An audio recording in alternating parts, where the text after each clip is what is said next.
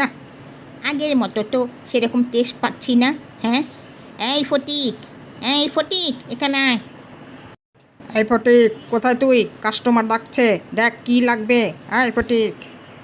জি sir, বলেন কেন আমাকে ডাকছেন? কি ব্যাপার ফটিক?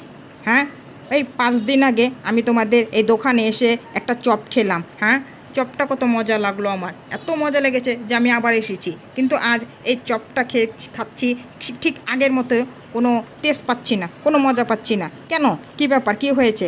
আগে এত মজা হয়েছে, এখন এরকম কেন এই চপটা? কি বলতেছেন স্যার? আপনি চপ মজা লাগছে না? এটা তো সেই চপটাই, সেই 5 দিন আগের চপটাই আপনাকে গরম করে দিয়েছি। 5 দিন আগে, সেদিন আগে আপনার চপটা মজা লেগেছে, আজ আপনার মজা লাগছে না, কিছুই তো বুঝতে পারছি না।